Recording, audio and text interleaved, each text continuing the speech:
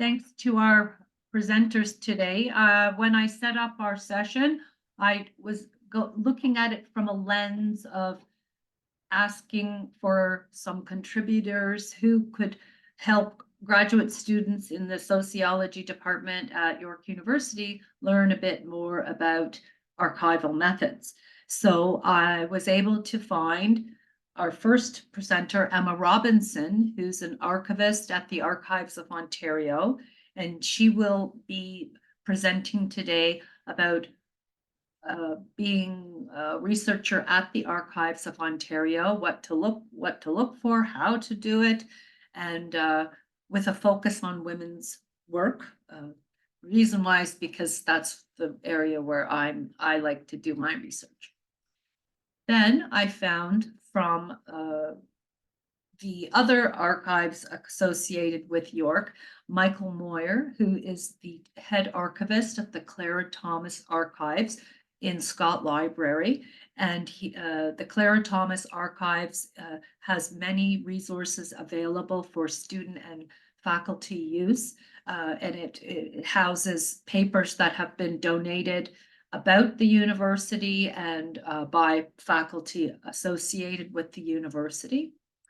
And I have also found Kritee Ahmed, who's a PhD student in the graduate sociology program here at York. He's now a full-time professor teaching at Centennial College, and his work is very interesting. He's talking to us as a researcher who's had experience the archives of in Toronto for transit work and the archives in the UK for transit work.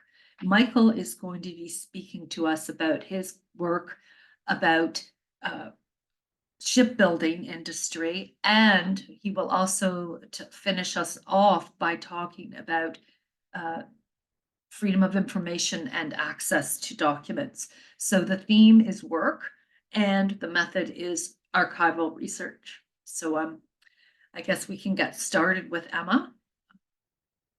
So yes, as Heather said, I'm a reference archivist here at the Archives of Ontario. For York University students, we are a wonderful resource. We are more convenient for you than any other researcher we get. But the Archives of Ontario, like most archives, has its own peculiarities. So I'm here to sort of give you an overview of some of our collections and some information on how to conduct research and access records, specifically here at the Archives of Ontario. So one of the problems that we face in archives is the underdocumentation of certain groups. So women, people of color, people in poverty, and all kinds of minorities. This is starting to change. Many archives are focusing on acquiring more diverse records that introduce new perspectives beyond the white, rich, powerful males who tended to dominate archival collections. But of course, diversifying collections retroactively isn't always easy. Records may not have survived, they may be in poor condition, and largely everyday people don't think of their records as something worth preserving or donating to in archives. So social historians have to be creative and look to many sources to catch glimpses of the lives of everyday people and women throughout history. Things like private correspondence, diaries, local registers, censuses, as well as photographs and other non-textual media can be really illuminating, but also sometimes the best options that you have at like a big traditional public archive such as this. So at the Archives of Ontario, we have four main types of records. First and foremost, as the provincial archives, our key purpose is to house provincial government records. So this includes records created by government ministries about the work that they do, records from the Office of the Premier and the Office of different ministers, as well as things like birth and death registrations. So records that are created by government institutions, but about individuals. And all of our government records have reference codes that begin with the letters RG, which stands for the Government Record Group. We do also get donations of private records here. So these can be from notable people in Ontario's history or from businesses and organizations, big and small. Private records will have reference codes beginning with an F or a C. Another type of record is what we call diffusion material. So these are microfilm copies of records where the originals are still held by other institutions. So local archives, churches, and we have lots of copies of records from Library and Archives Canada that have to do specifically with Ontario. So those have reference codes beginning with the letter D. And then finally, we do also have a library collection here. So of course, where archival records are unpublished primary sources, library materials are published and often secondary sources. So many of the books we have are about people or topics that are featured in our archival holdings. So it's a good place to look for more contextual information as you're starting your research. But we do also have government publications in our library collection. So those are things like annual reports or pamphlets that were published by the Government of Ontario. So for anyone who's unfamiliar, it does help to understand the structure of archival arrangement before you begin your research. So archival records are first arranged into groups according to the record creator. So that could be the government office or a person or organization that created or accumulated those records in the course of conducting their personal, professional, or business activities. Archival records are then arranged hierarchically. So the purpose of this arrangement is to preserve contextual information and demonstrate how the records were originally used and kept by the creator. So this is important because it reveals additional information like perhaps the structure of the business or the research processes of the creator beyond what's written in the actual files. And then this hierarchy structure is actually coded into our reference codes, which we use for every collection. So you can see that on the right side of the slide here. So at the highest level, we have the record creator. For example, the Ministry of Health is RG10. And then we have the groups of records, which are organized into series, which may or may not be subdivided into subseries. So a series is just a group of records that results from a particular function or activity, share a particular format, or were kept together as a group for some other reason. So you can see we have a series for public health nursing records, which is one function or unit of the Ministry of Health, and then a subseries for photos. There's also subseries for correspondence and other projects. And then the series are made up of files and items. So those are the actual records, paper files, bound books, ledgers, photographs, etc. And then you'll see there's a dash between each level of the hierarchy in our reference codes. Private records are created or accumulated by a private organization or a family or an individual, and they're organized into groups called fonds or collections. So they will have reference codes beginning with an F or a C. So there is technically a difference between the two. A fonds is what we consider a natural accumulation of records throughout the creator's life, whereas a collection is a term used for an artificially accumulated fonds. So for example, a collector might spend years acquiring different records by or about a person or topic that they're really interested in, and those were artificially brought together by someone other than the creator. So the distinction between the two can be a little blurry, and many are combinations, and we kind of use the words interchangeably day to day, but there is technically a difference. And in comparison to government records, private collections often have more flexible arrangements. So there's always the collection as a whole, and it always consists of files and items, but in a very small fonds, there might not be no series or subseries at all. So as I said before, finding social history in a more traditional archive can require a bit more digging, but we can find evidence of women's work in all kinds of collections here.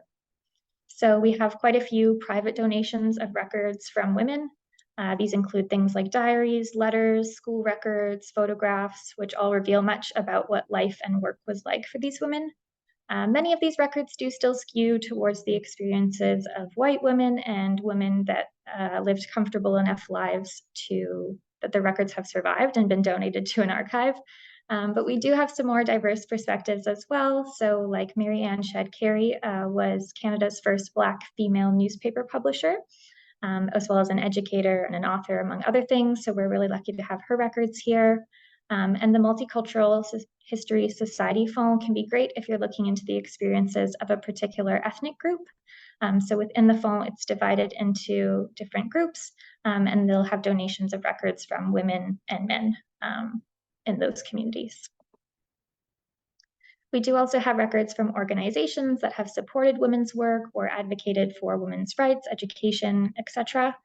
Some examples include the Women's Institute records. The example on the slide here is from one of those.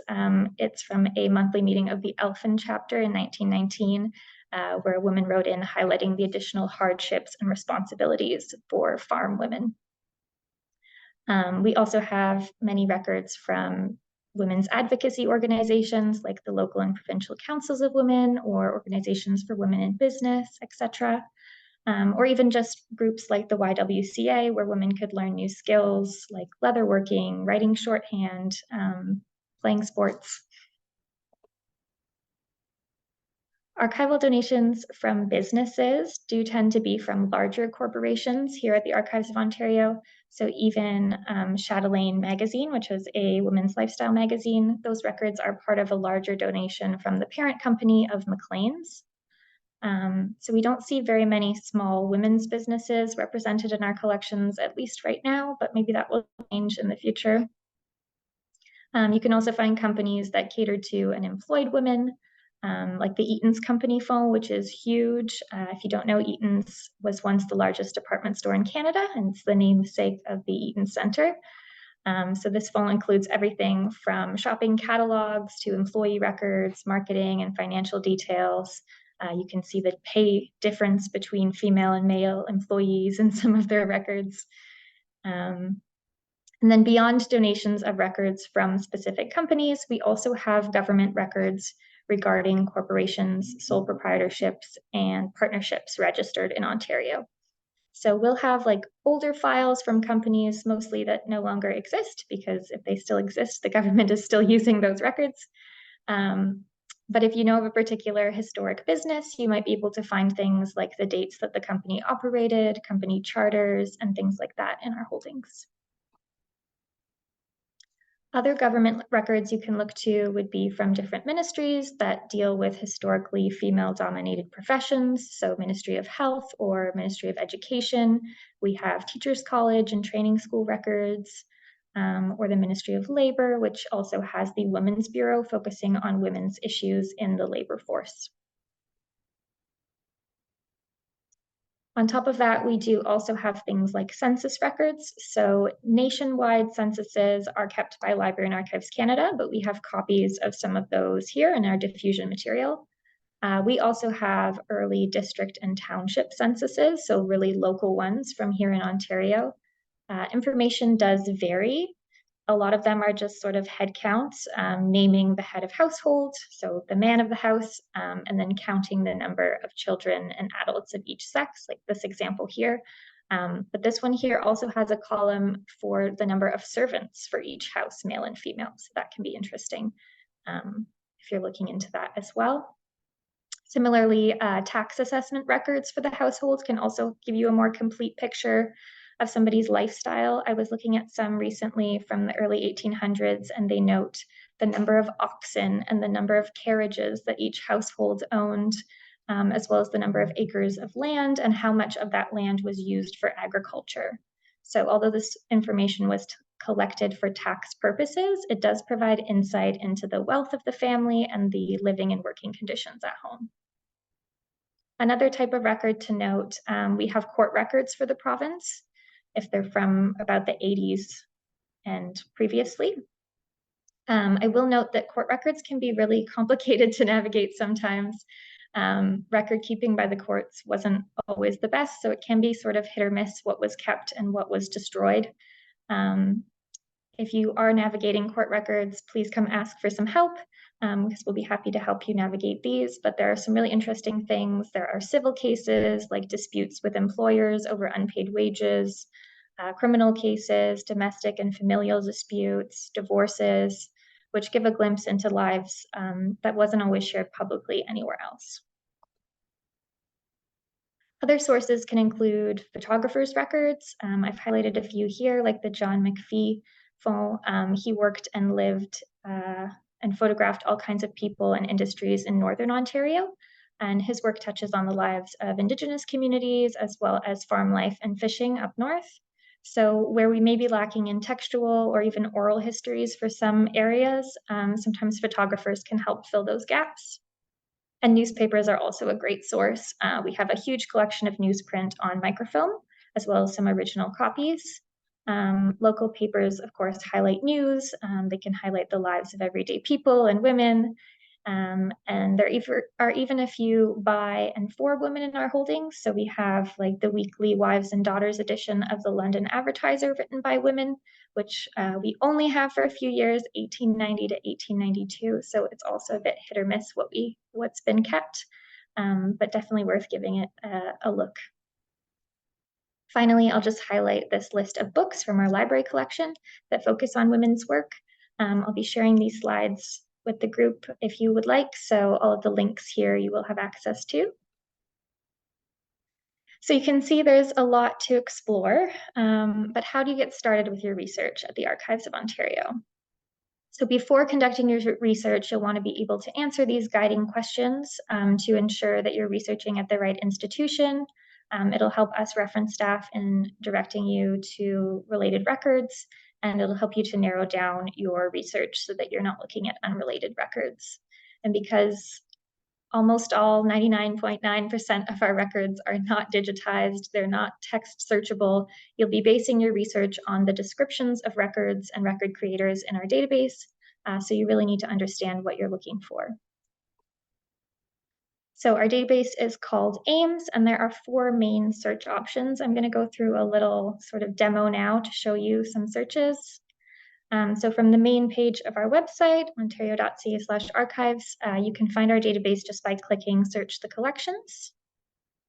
And then this is the home page with the main search bar here. And then you can see underneath there are search options for creators, so people or organizations. But we'll start with a simple keyword search for the multicultural history font. And you can see you've got some hits here.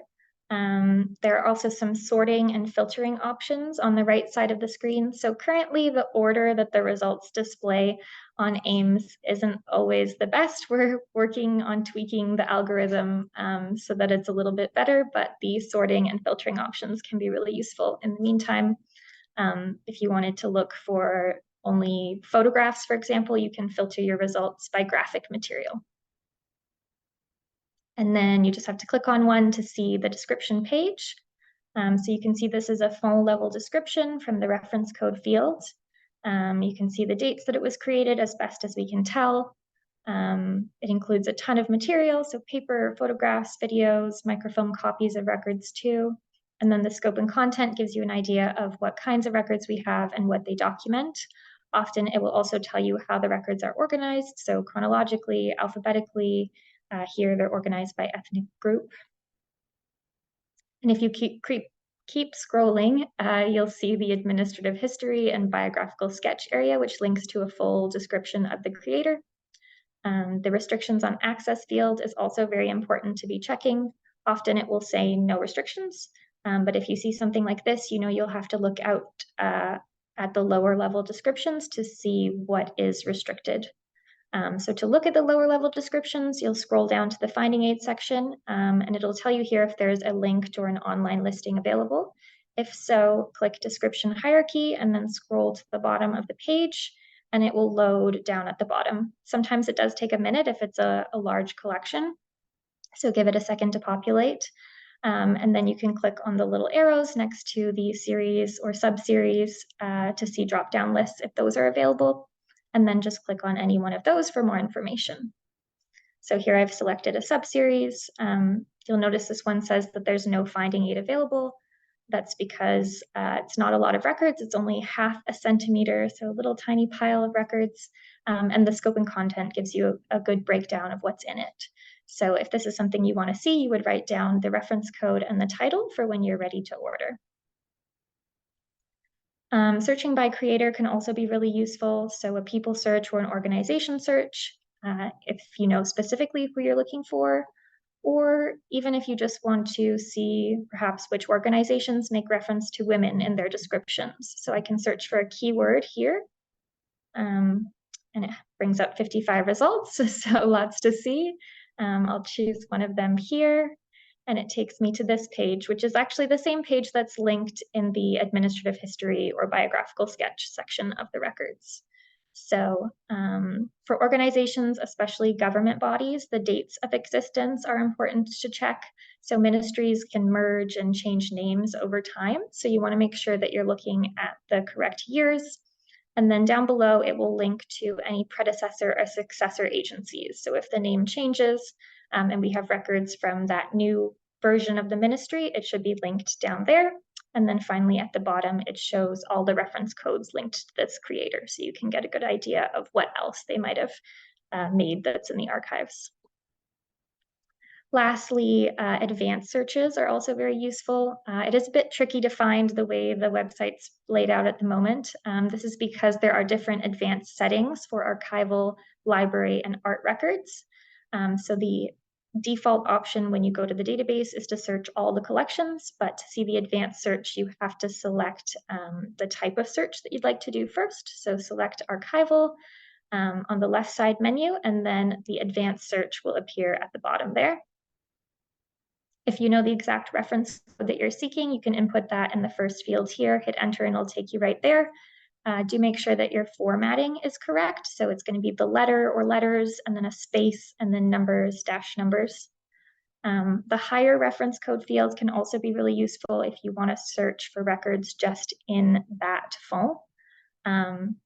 So let's say I want to see which records in the multicultural history font are related to cooking and food. So I can put F1405 because that was the reference code in the higher reference code field. I've added the asterisk because that's a wildcard search, so it'll bring up everything that begins with that.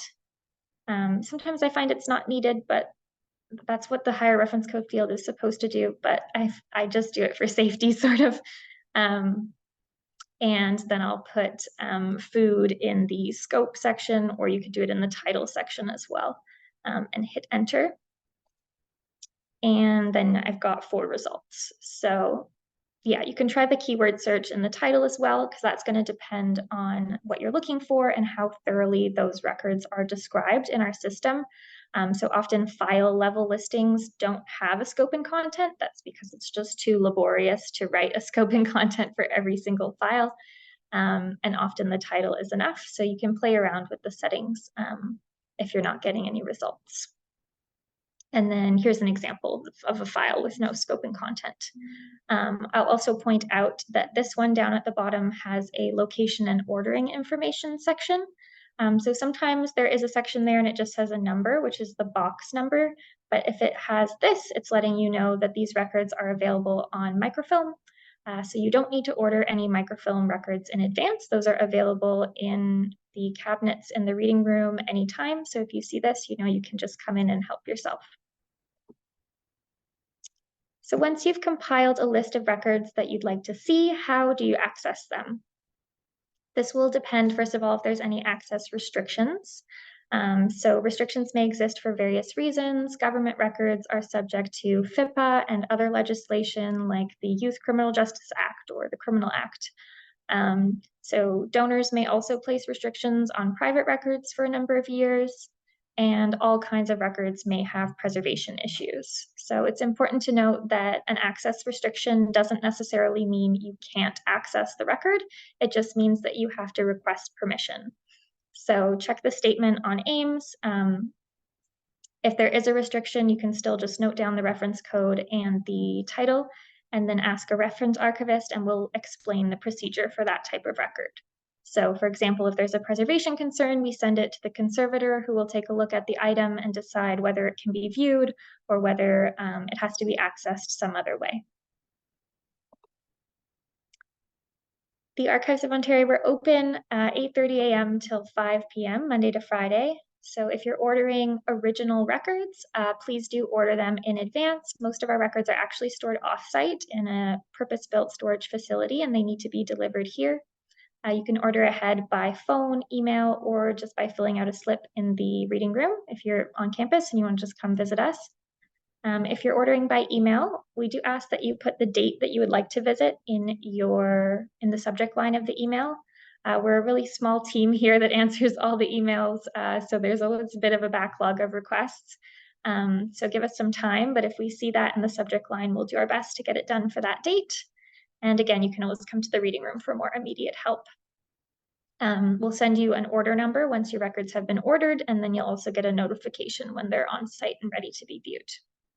We do have materials that are always on site. That's going to be our library materials, maps and plans, indexes, and then of course all of our microfilm.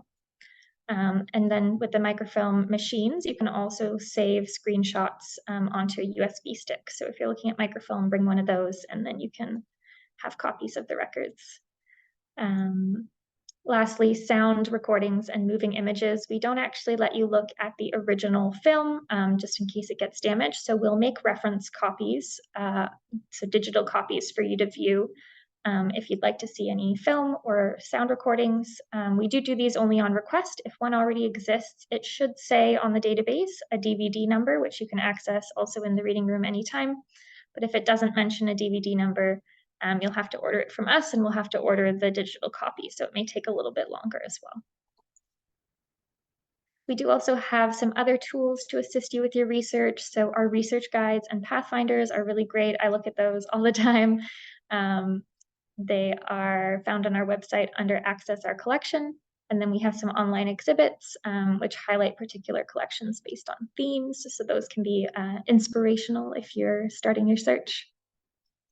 And then we have public domain images available online through Wikimedia and Flickr. So you can browse through those pages and download high resolution images from our collections for free. All of the ones that are online are public domain, so you can publish them and use them as you wish. If you're in the reading room, you can also take photos of the material.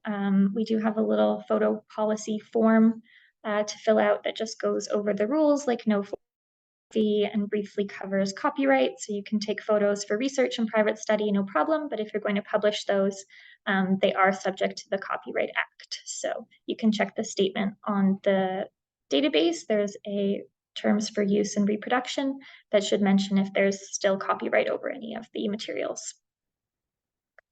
And then you can also order reproductions from us at a cost.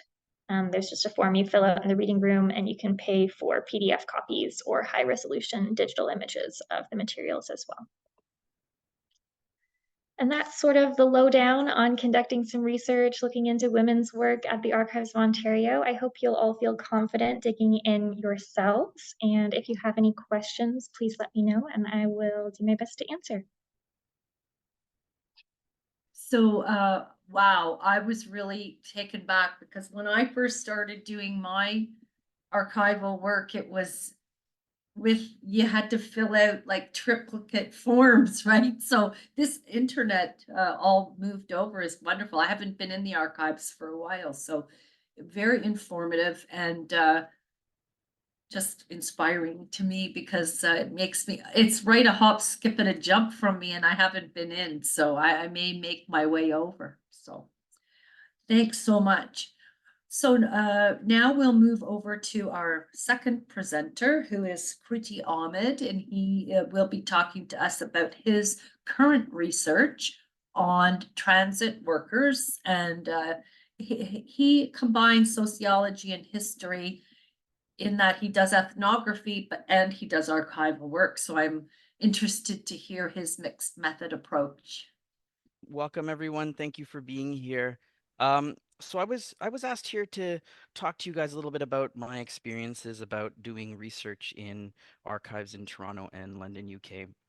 And so I wanted to spend some of my time just sort of dividing up my time by talking a little bit about my research, some of my findings, and then tying that into some of the lessons that I think will be really useful for those of you who are trying to learn a little bit more about archival research, how it can be useful, thinking about questions that might come up, and you know, little tips and tricks along the way that I have found useful. So firstly, my research focuses on the role of the customer service ethos that can be found in two public transport organizations, the Toronto Transit Commission and Transport for London and London, UK. And what I'm specifically looking at is how this customer service ethos comes to impact public service work generally, and also more specifically in public transit work. And my interest in this actually stemmed from watching a documentary on the London Underground. The London Underground is an arm or one of the subsidiaries of Transport for London that provides subway service in London, UK. And there's a huge popular history and following with transport services in London. And so I'm one of those transit enthusiasts, and a friend of mine one day brought a DVD to share. And on this DVD, we got to know a little bit more about workers who work in the London Underground. And what was interesting to me while watching this DVD was that there were customer service assistants working in the London Underground. And at the time when I first started this research or was even thinking about it, I was very curious. Why does the London Underground have customer service assistants? And so this was my research puzzle. This was my hook. And there were a number of things that were going on around at the same time. So in Toronto, we had the infamous TTC sleeper that led, a transit worker who had fallen asleep at McCowan subway station, and a number of incidents with transit workers in Toronto who were caught doing mishaps on the job because of social media and posting that stuff online. And this led to a customer service advisory panel. So I thought, well, what's going on here? Why are we talking about customer service and customers in a public service? And why are there customer service assistants in London? So all of these things sort of converged to me at the same time.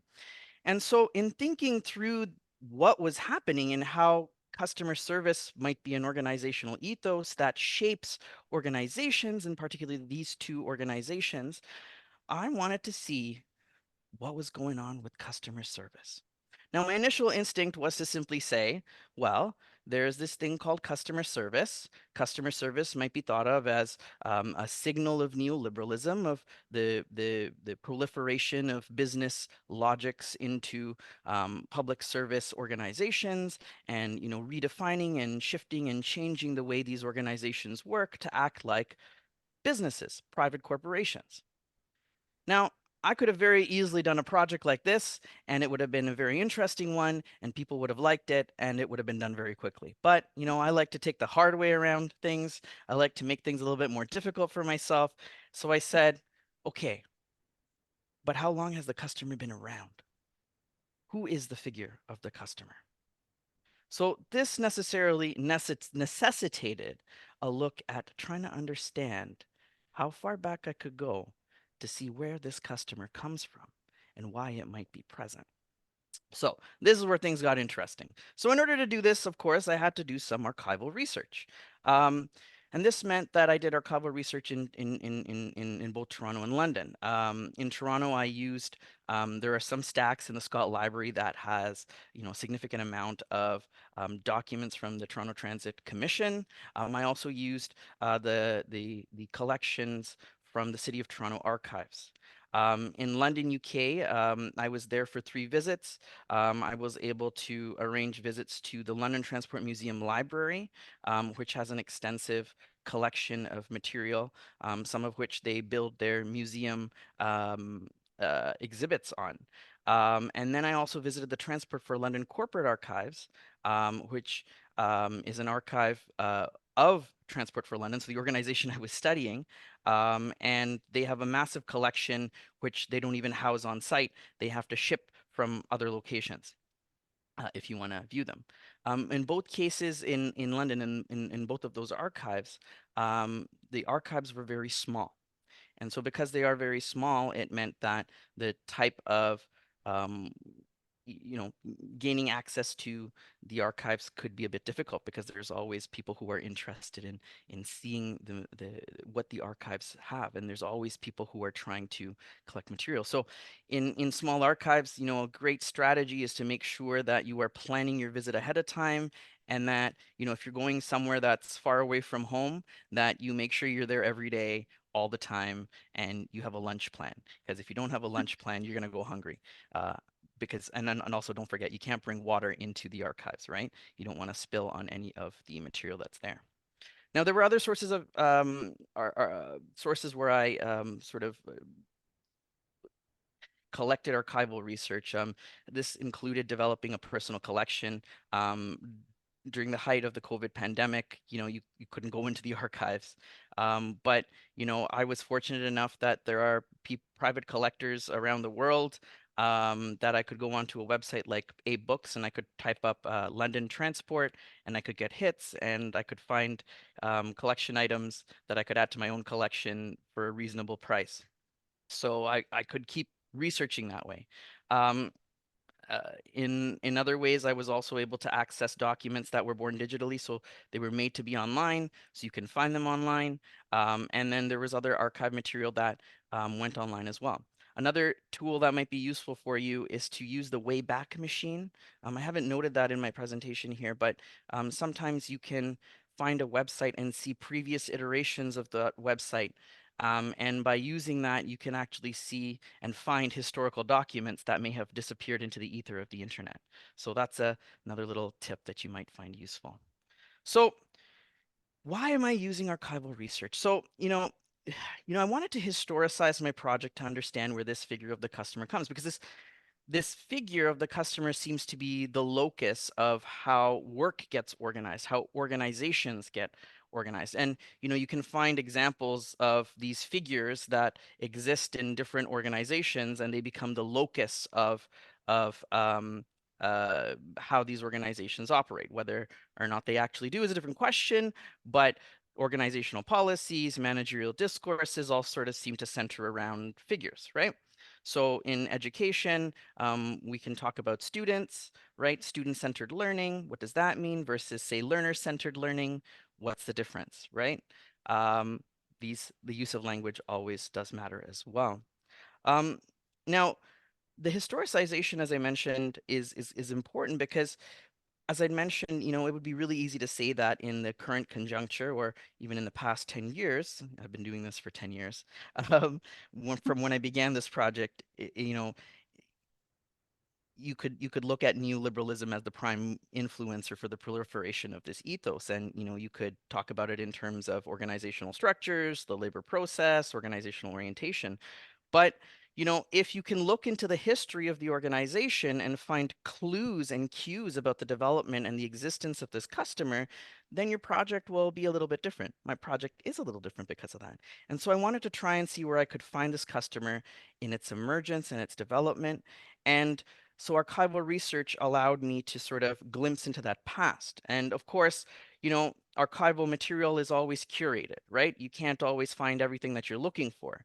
And the types of documents that might be the ones that are ready for public consumption, not sort of internal documents. So you have to keep that in mind as to what you see and the types of material that you will gain access to. So for me, what that allowed me to understand is that, the types of material that I was seeing was actually, could be considered, the official organizational voice and managerial discourses. So now, these are things that, of course, have a lot of power. And what this also meant is that to understand this customer, other forms of data collection become important in order to triangulate and understand what's going on. So my research also incorporates interviews as well as document searches, document reviews, as well as observational research. So as Heather mentioned, I take an ethnographic approach with my research, and an ethnographic approach is just that, an approach. Oftentimes, people think that ethnography is something that you do where you go somewhere else into a distant community or a different nation, or you go into a marginalized community and you have to be in the space in order to understand the space to get at the inside of a culture. Ethnography, as I've come to understand it, can be understood as an approach, right? An approach that isn't limited to participant observation, but can include things like participant listening or engaged listening. So you can immerse yourself in different ways, and this will be contested. Anthropologists might have something else to say about this, but political scientists, sociologists, we all do ethnography in different ways. Um, and one of the things I've learned is that when you do something like archival ethnography, you are immersing yourself into documents, not immersing yourself into, the flesh and blood of people, right? You're not talking and being around actual people, but you're sort of eavesdropping on tacit conversations between insiders to make sense of how meaning is made in particular spaces and times. And like I said, you know, this all sounds really exciting, and you think you might find all the answers, but you have to also remember that the knowledge may be incomplete, the knowledge that you gain access to, and it may be highly curated. So you have to keep that in mind as well. So the rest of the project, took a textual approach. I started looking at, how is language used? What are the descriptive accounts like within these texts? And as part of my overall approach, I also I would consider myself very theoretically informed, but not theoretically determined, meaning that, I didn't, I have access to a lot of theoretical approaches or employ um, theory very liberally because I think theory is interesting. But what's also important, as I found out in this research, is that you have to temper your theory, your use of theory. Theory provides an excellent grid of intelligibility. It allows you to see the world in very unique and descriptive and at times prescriptive ways. It helps us see the world through particular lights. But our data is also speaking to us, and we have to see where our data takes us. So if we approach our material with the sense that theory will determine what I see, then you will have your answer before you actually even look at the data, right? Neoliberalism happened, and then this thing called customer service happened in both of these organizations, and there's my project, and we're done, right? No, let's look at the data. So the types of data that I looked at included, with regards to the TTC, annual reports from 1941, 1943, 1960 to 2018. I looked at internal staff magazines, I think from as early as 1920s or 1930s. I looked at policy documents, including drafts, publications that were also written by the TTC. As for TFL documents, I looked at TFL's predecessor organization annual reports. The annual reports, Transport for London was many different organizations before it became Transport for London.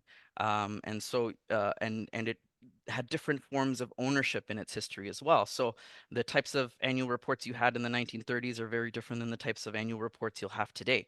I'm talking about, documents that were, 50 pages long in the 1930s, and then 250 pages in 2012, right? Very, very different things are happening.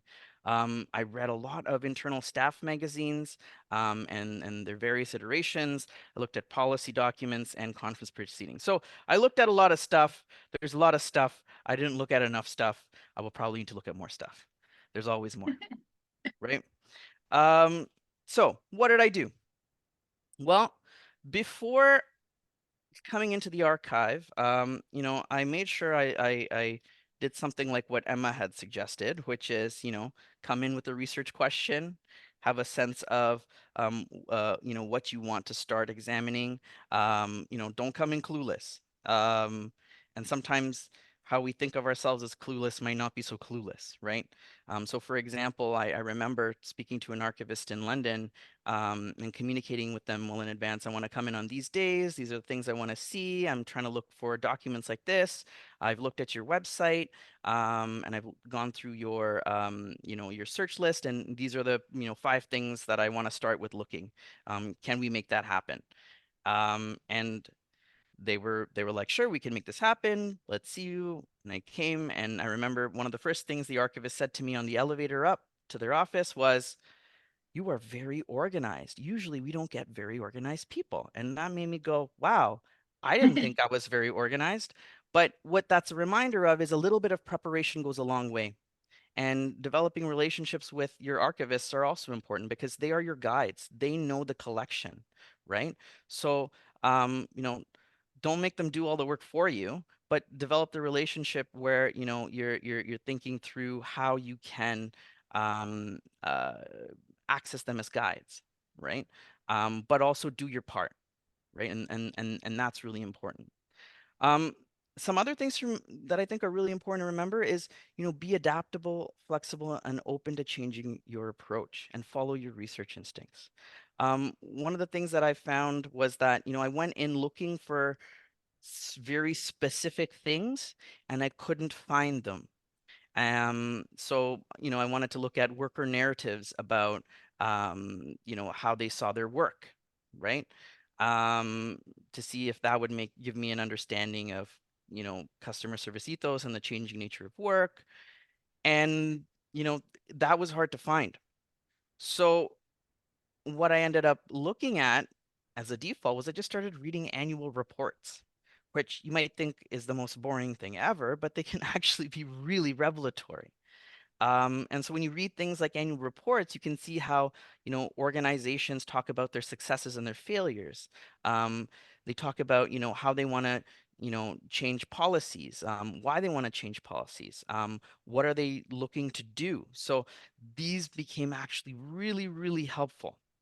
The other thing is that I want to mention is, you know, and so following along those lines, follow your research instincts. You know, you might find something that looks kind of interesting and you're like, I don't know if this is entirely connected, but you end up reading more and more about it and you realize this is actually highly relevant to your research. So, you know, trust your instincts. Your research instincts aren't just your gut feeling, they are based on your preparation, on your how you've been informed theoretically, methodologically, the literature review that you've already done, right? The readings that you've done, the contextual analysis that you've already done, right? So your instinct is not based on absolutely nothing. It's based on something. The other thing that is also, I think, really important is to remember, don't completely rely on technology. Technology can be wrong sometimes. So for example, I had, um, um, for example, I had used um, um, an online search, not an online search, but a computer search for um, looking at internal staff magazines. And what was interesting is, and so I looked up, you know, the word customer, and then I shortened it to custom. And what soon became what I was able to pick up is that the search function didn't always pick up the word. So what that actually meant to me was I couldn't do an exhaustive analysis of these internal staff magazines. But what it also made me do is make sure that I started reading things more carefully, right? And at the same time, it made me aware of the fact of the limitations of the technology and what it can allow me to do. So it's important to understand these things. So, you know, having notebooks and computers are both very important. Computers are very good at helping you to organize your thoughts. Notebooks are really good at getting your jottings down. Um, you know, there's nothing like pen and paper to remember your thoughts, right? Um, and you know, there's increasingly technology where you can take pictures of your printed text and you can make it searchable online. I do that as well. Okay, so don't forget your notebook and don't forget pencils. Um, they are still very useful. Okay, so um, what did I find? Well, the exploration of those annual reports and staff magazines allowed me to take a look at managerial discourses, really. You know, what were those official stories that were used? And how did these official stories talk about service users? And what were the implications for work? And so basically what I was doing is I was doing that eavesdropping on organizational culture to get at the inside of the culture of these organizations within particular spaces and times. And it got me thinking about how these organizations are structuring work. So in the London staff magazines, right? So here I am thinking, you know, customer is a relatively new thing. Well, I could go back as far as 1932 to find an example of the customer being the service user that the organization identifies providing transit service to. So let's why don't I just read these through from 1958 to 1932, and you can sort of see how, you know, you might be talking about the customer in maybe slightly different terms, but this figure has been omnipresent throughout history. So, London Transport has for years realized the value of consulting the passenger. Indeed, the great Frank Pick took steps in the 30s, which provided a link between the shopkeeper and the customer that brought harmony and cooperation in places where before there had only too frequently been dissent and dissatisfaction. In 1934. No member of staff, nor indeed his wife, would patronize any multiple shop unless it was were clean, orderly, and tidy, with courteous and helpful assistance, no matter how good the goods might be. If these attributes were absent, the trade of such a shop would languish and die. So it was of equal importance to the well-being and success of the railways that every station should be kept at all times in a clean condition, and that every member of staff should always be on the alert to render efficient and helpful service to the customers, the general public. So here again, you see, you see sort of the mix of the language between passenger and customer, but customer sort of becomes this synonymous term. But at the same time, customer becomes a term that comes to, define the organization and the way that people should work. Frank Pick was a very influential person with London Transport and its history. And he actually was one of the chief, one of the chief executives, or one of the executives of the organization that preceded um, London Transport's, modern form. So pre 1930s, Frank Pick was one of the head organizational managers, and at that point, London Transport wasn't London Transport, but it was a private, um, privately delivered public transport enterprise. So it was owned by private interests, private companies. It had shareholders. In the 1930s, the organization ended up becoming providing a monopoly service of public transport in London, but it was still a private enterprise that was highly regulated by the British state. So what's interesting here is to see that when you go back this far, you start to realize, well, actually, these were private companies, right? A private company started to think like the people it was serving were its customers, because that's how it always thought of them. And so the omnipresence of the customer should not be a surprise, particularly in London. Um, what's also interesting is when you look at those annual reports, you can find information about the way in which it talks about these organizations as being in competition with the private automobile, how the use of advertisements are important to induce um, um, you know, uh, increasing demand for services and letting people know that there are services. And so, you can see how the organizations have always been acting like private corporations. These things should not be thought of as new in any way, shape, or form. So I see that I'm starting to run out a little bit of time, so I'm going to start to wrap up over here. Um, we can find similar things in Toronto as well, right? Going back to 1926, the Coupler magazine, right? The customer's positioned in relation to salespeople. The TTC is merely a large specialty department store owned by citizens of Toronto and having only for sale one commodity, transportation. Undoubtedly, a very large portion of our customers are not entirely dependent upon the TTC for transportation, right?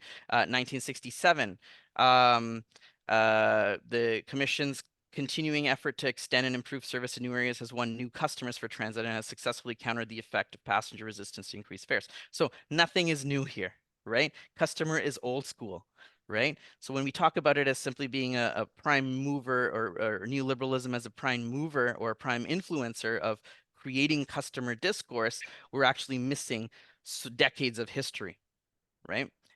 So all of this gets us thinking about, okay, so now I have all these cues and clues. What am I going to do with it? And this is where having, interviews with, workers and managers becomes really useful, because they're going to be helping me understand what customer means to them in practice, right? Looking at current day documents about how customer and customer service are used and how it organizes work is also important, because now you can sort of compare how these discourses are operating. And by understanding that this customer is omnipresent and has been around for a long time, it creates openings and possibilities to think about, what could public transit and what could public service work look like in the future. So it creates new openings.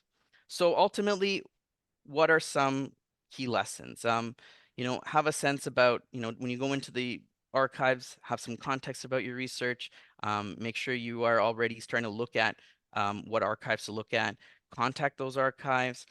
Smaller archives, I've found, tend to have people specializing in your topic. So, they'll be already enthused that you're interested in the material, right? And I've already talked about getting to know your archivists as well. One final thing I think will be really helpful for people to think about is thinking about, what you can find in archival research as in terms of what's called ghostly matters or ghostly methodologies. And the basic idea behind ghostly methodologies is to, you know, in your research, you will find, ghosts, apparitions, things that appear, things that disappear, things that haunt, things that make you feel, right? When you think about ghosts, right? Ghosts make you feel funny, right? Apparitions make you feel funny, right? They make you feel weird. They make you scared, right? So you use your sensorial affects, right? Your human sensors, and you use that to guide possibility, right? You use your instincts. And so if you find, little, sediments or these apparitions that appear, clues about what's there in your history, try and see if you can find more about it. See where it takes you, right? Um, Let your research guide you. Don't be afraid of that. And again, I can't stress this enough. Get to know your archivist and build a research relationship, right? They'll know the collection better than you, and they can help guide you along the way. Follow your research instincts. They'll serve you well. All right. Well, thank you very much. That was great. Thank you, Kritee. I thoroughly enjoyed your presentation, and I was shaking my head, yes, yes, to a lot of what you were saying. So, and get to know your archivist for sure. They are a wealth of information.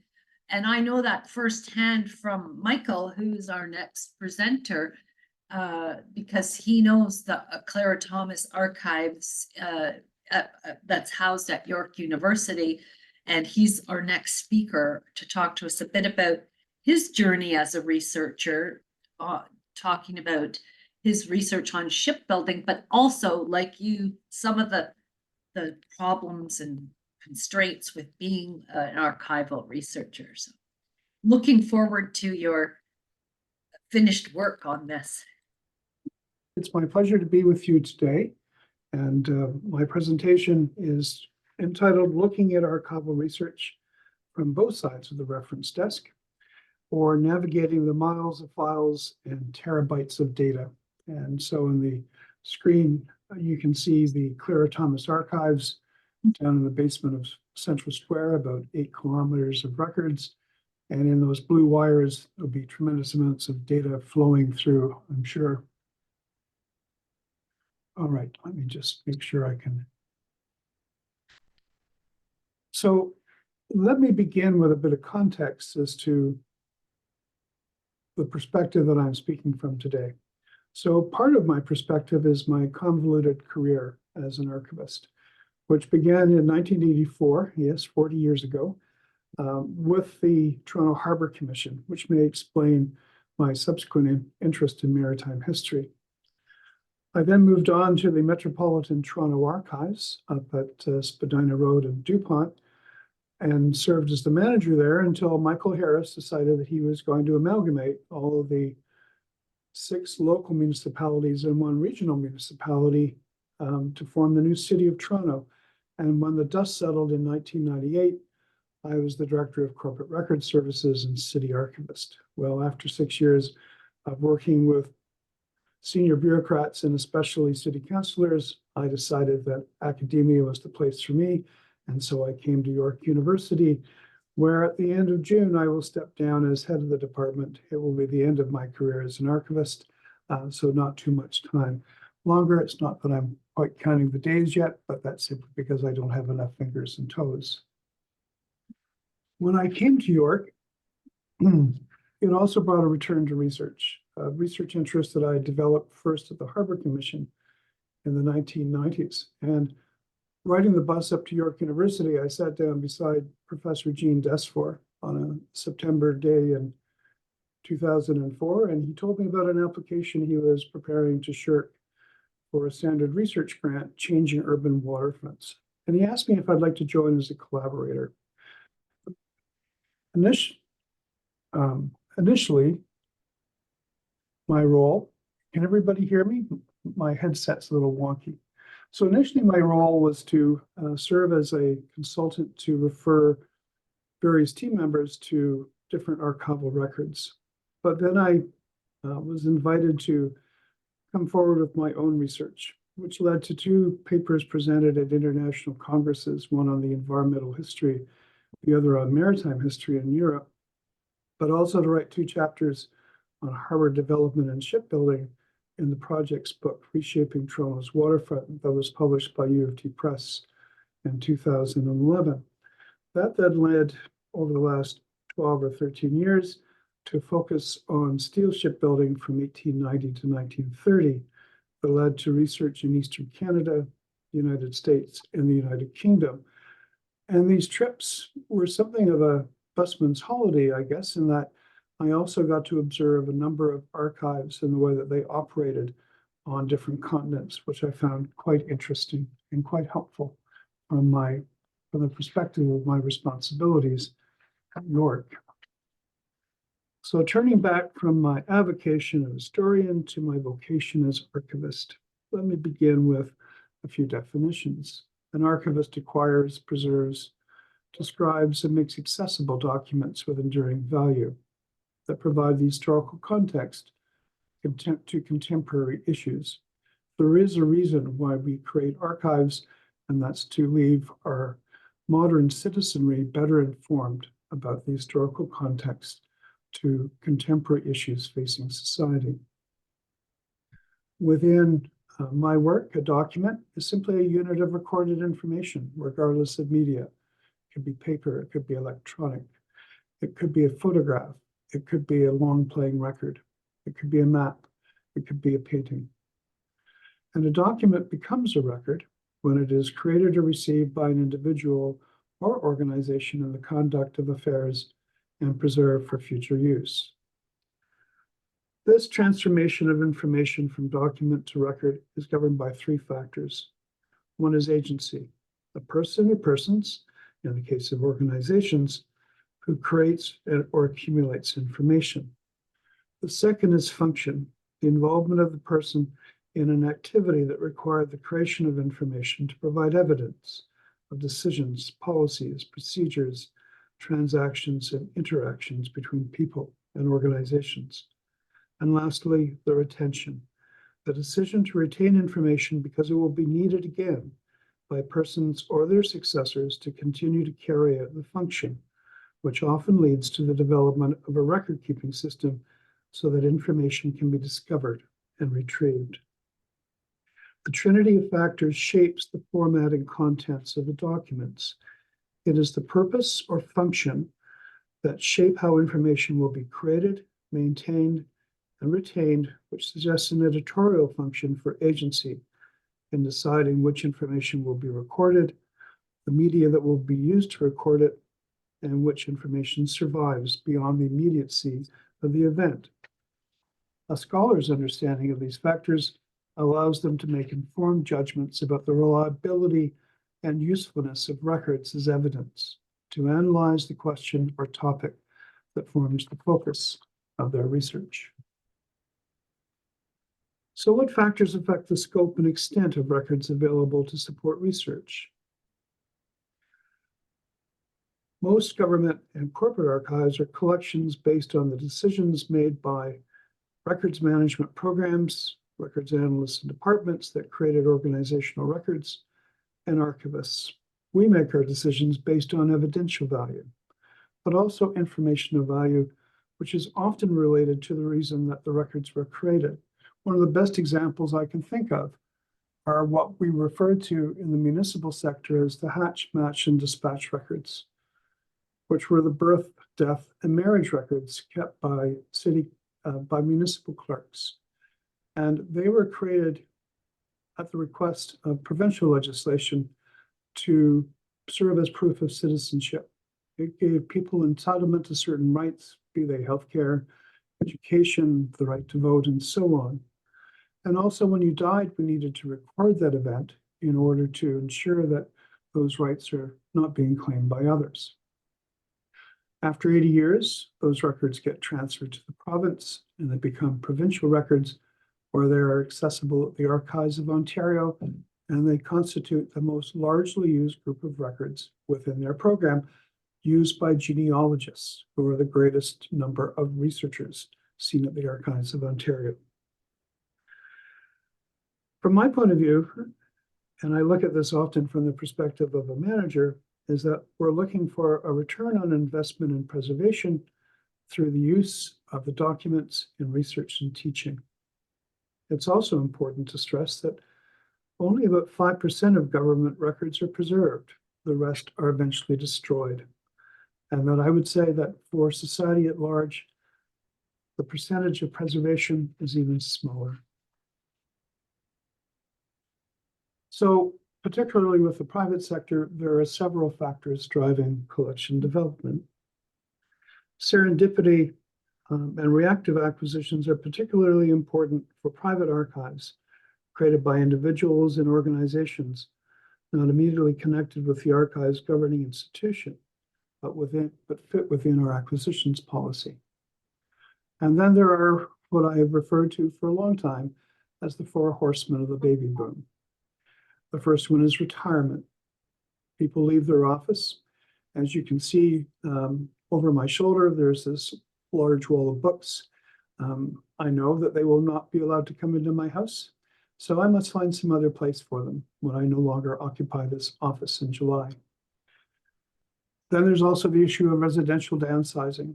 As people begin to move out of their detached and semi-detached homes and move into condominiums, they no longer have the footprint that's necessary to hold on to their papers that they might have brought home from their office. Also, when you turn 70, you have to redeem your registered retirement savings plans, which means that the Canada Revenue Agency will come looking for money that you deferred from your income over the previous decades. And so you then look to donate your archives to a public institution like the Archives of Ontario or York in order to get a tax receipt. But more commonly these days, donations are being driven by declining health, especially dementia and death. And this becomes a very frequent occurrence from my point of view. And so in summary, I would say that donations are driven by philanthropy and self-interest.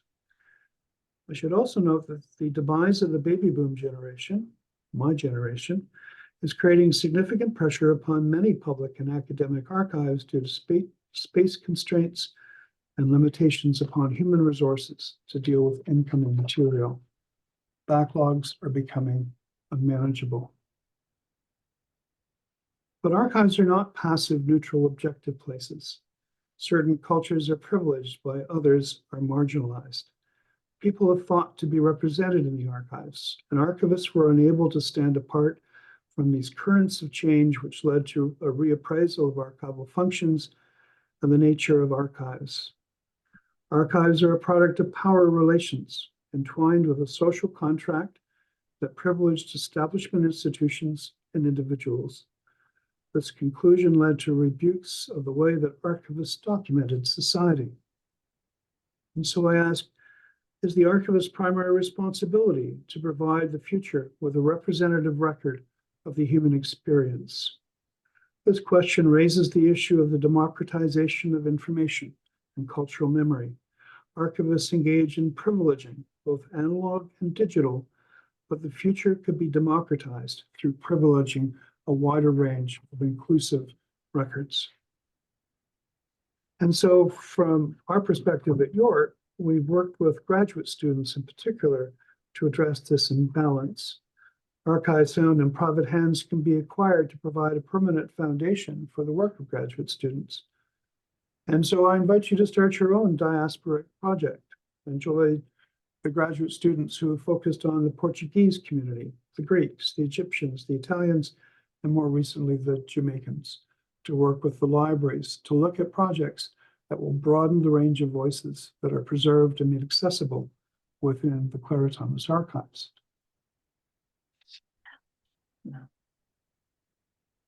Once archives have been acquired, they undergo a labor-intensive and costly transformation. Change is most obvious for paper-based records, which move from photocopy paper, produce, and liquor boxes to acid-free file folders, polyethylene sleeves for negative slides and photographic prints, and archival containers. The processing of born digital and audio-visual recordings is just as involved, but not nearly as photogenic. Significant investment is made in preservation based on the assumption that the archives will be retained forever. And when the archives have been used to create knowledge, they must remain available to either challenge or build upon this analysis and conclusions. Now, from a researcher's perspective, it would be helpful if the stage included the digitization of analog documents, particularly in an age when travel for research can be challenging and expensive. While many archives have been using technology to provide web-based access to digital copies of photographs, maps, sound and moving image recordings, and textual records, this is a highly selective process that has provided remote access to a very small percentage of analog holdings. While the image capture may be straightforward and relatively inexpensive, creation of metadata to support the discovery of digital objects takes much more time and is more costly. Storage of the digital files, especially for AV recordings, is also becoming much more expensive at a time when experts still advise against the destruction of the original recording due to potential corruption of digital files and the possibility that new technology will provide better copies. So the next step in the workflow involves the intellectual and physical arrangement of the records. Ahmed talked briefly about archival arrangement, and this provides a bit of a diagram to give you a sense of it. We maintain the integrity of an individual phone or collection, an approach known as respective phone, that focuses on the provenance and original order of the archives. This is very different from the work of my colleagues who are librarians, who classify published work by a particular subject, which allows researchers to browse books on the same topic on a particular shelf. Even government documents can be found more easily this way. The archivist looks for record-keeping systems based on function and media that form series within the phone, and for the grouping of items or documents into filing units that will become separate folders in an archival container or a directory for electronic records.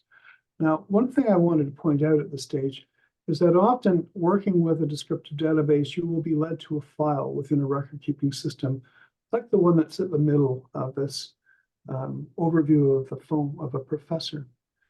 And my experience has been that something may lead me there, but if I look elsewhere, if I look horizontally at the other files within that record-keeping system, I will often find other material that's related, but may not have been called the same thing.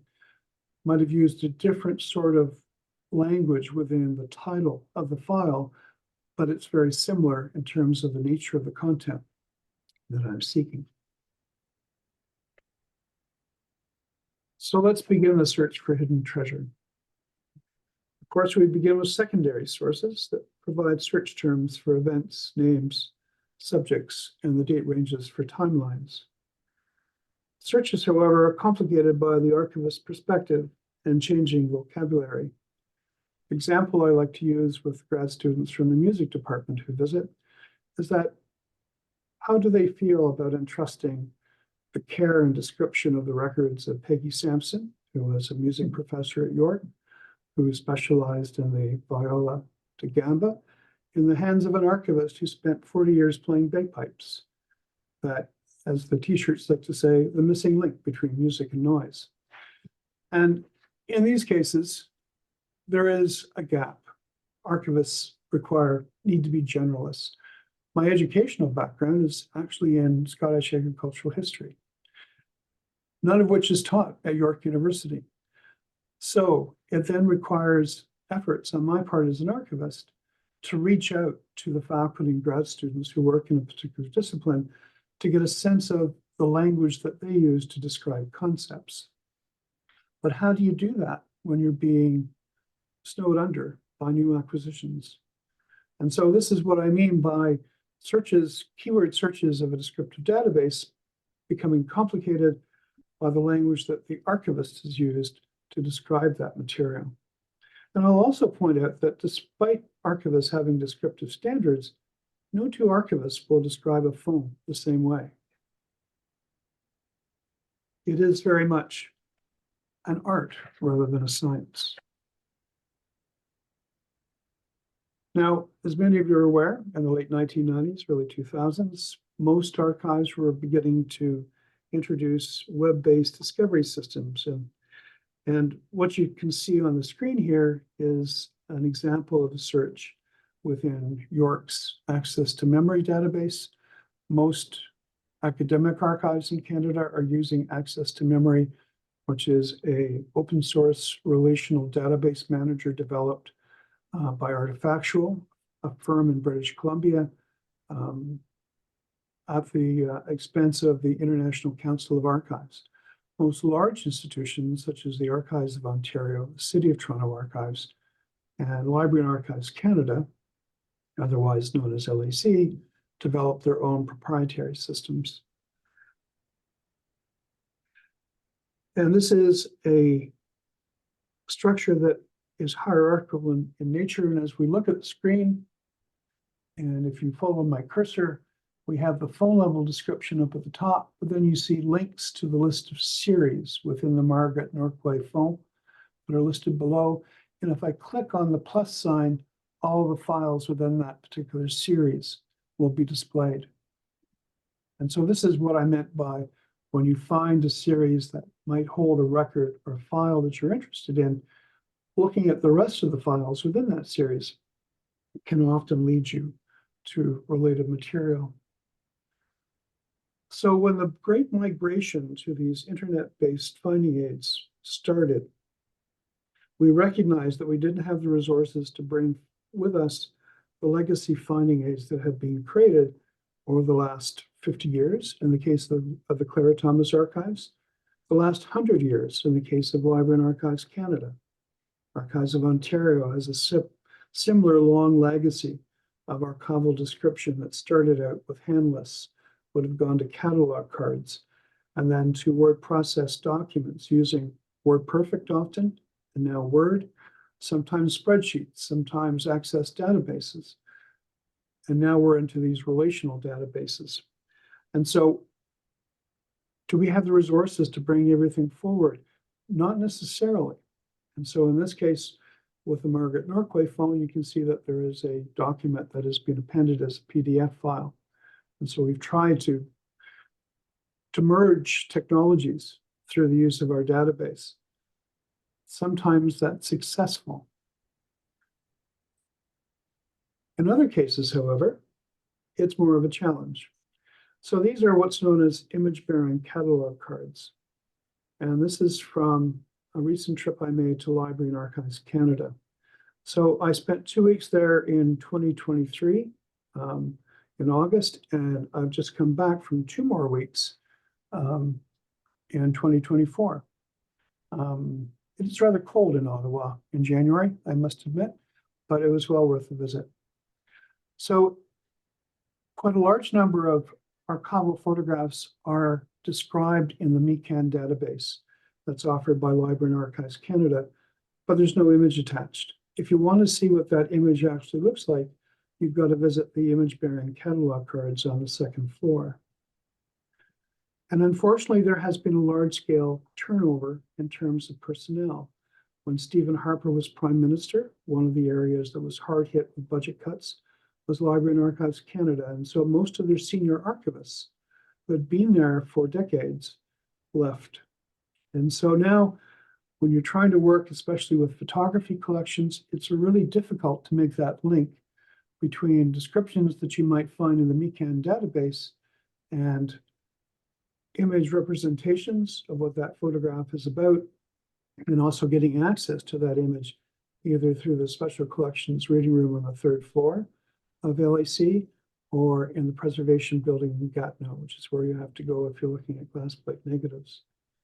there has been a significant loss of corporate memory, and it makes the research process more challenging, despite the earnest and very sincere interest on the part of the large number of young archivists who have been hired to support reference services.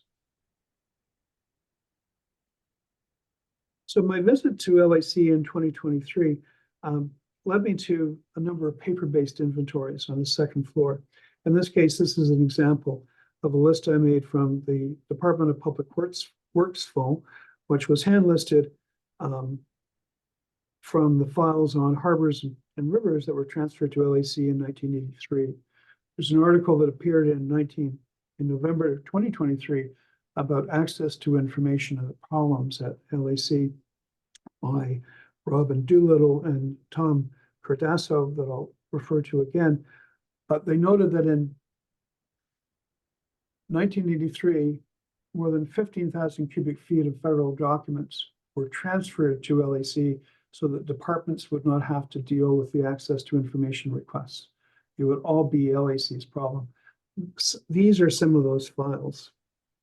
So I made my list in pencil. I was up in August, and then I wrote to the reference staff for an electronic copy of the inventory to make sure that I had not made any transcription errors.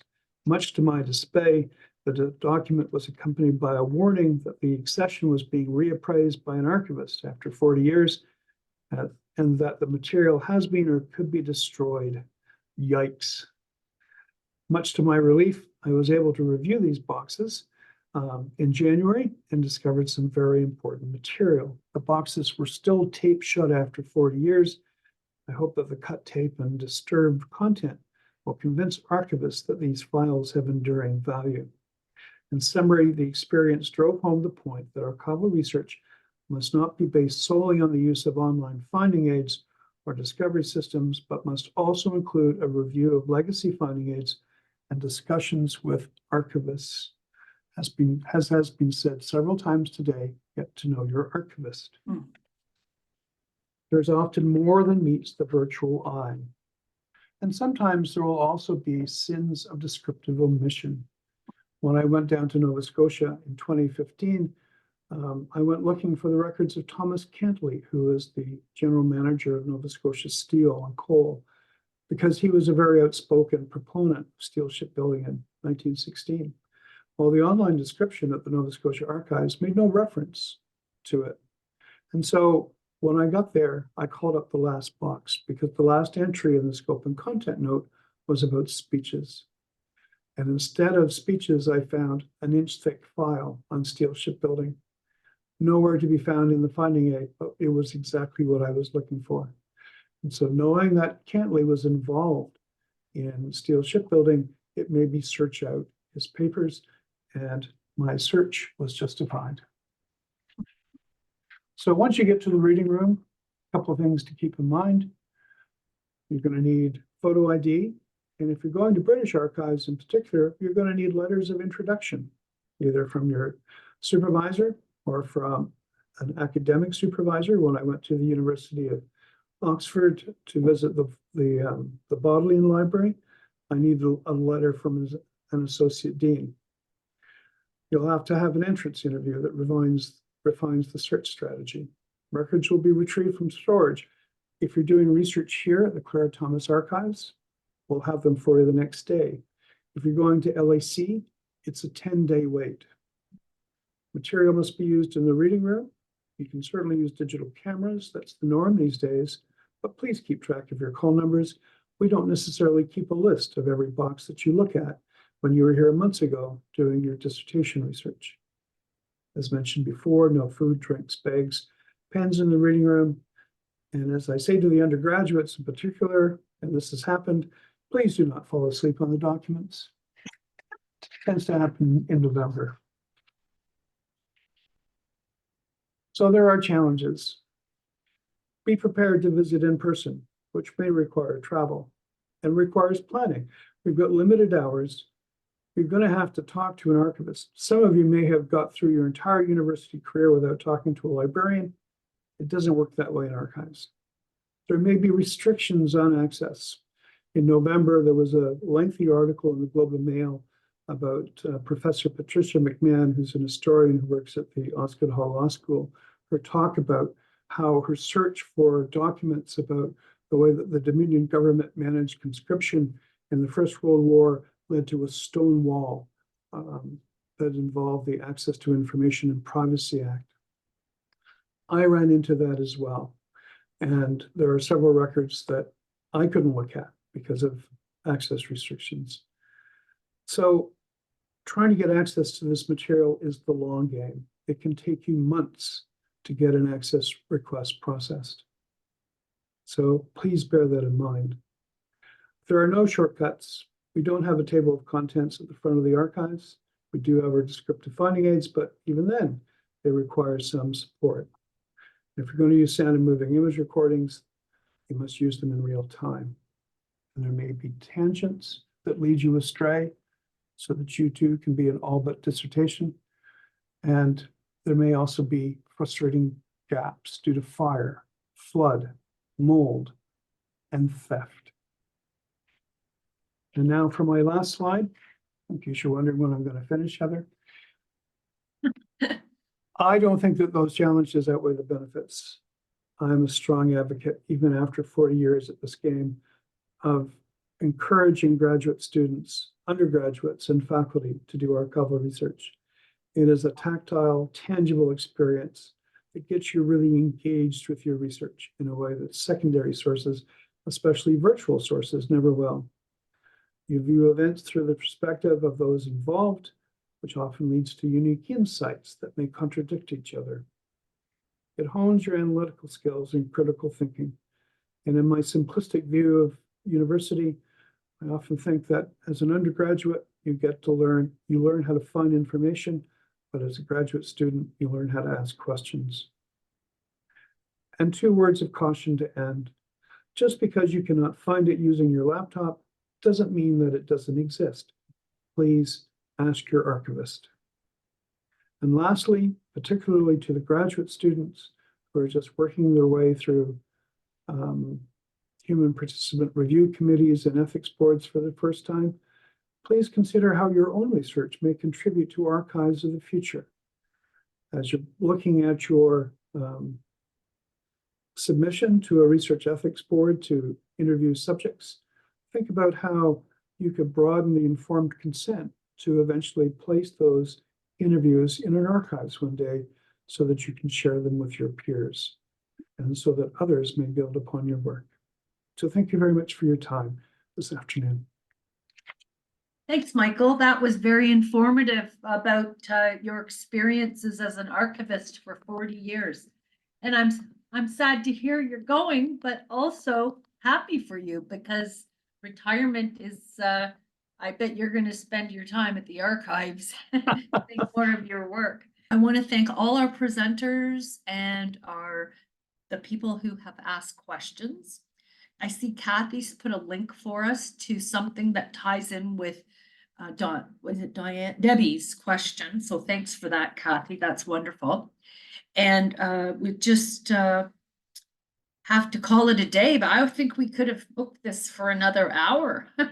As we know, when you get starting working on a topic in the archives or as a sociologist, time flies when you're doing social research. So I'd like for my portion to end with this quote from Philip Abrams, which for me is why I came to love this type of research. To me, history and sociology are doing the same thing, and having them separate, as we've seen with Emma, with what Michael was talking about with Kritee, they're really, historical sociology is an approach which helps us understand that what we know now is a process from the past. So thank you for coming, and I'll turn it over to Kathy to wind things down for us. Thank you so much, Heather, and thank you to those working behind the scenes, Khushbu and Valentina, and there may be others whose names I don't know. Thank you for Emma for those beautiful photographs. They make me think the next time I tie on an apron, maybe someone will care 100 years from now if someone takes a photo. To Kritee, thank you for your storytelling heart and for introducing me to archival ethnography and ghostly methodology. To Michael, whom it's been a pleasure to bring classes to visit archives over the years. And it was great to see, you know, that messy pile of boxes transformed into something so pristine. You make me think, Michael, of the magical moment when as a child you first talk to a librarian and you're like, you know, and the librarian opens this world to you, and you've been doing that for 40 years. It is amazing. And above all, thank you to Heather. This was such a pleasure to attend, and you know, you've provided so many useful resources and brought just the right magical group of people together. And I feel that the spirit of Gordon Darrow's work is informing this in a way, so I can feel that from you. So thank you for that so much. And Thank you, Kat. thank you to everyone who attended. Great to see such a wonderful turnout.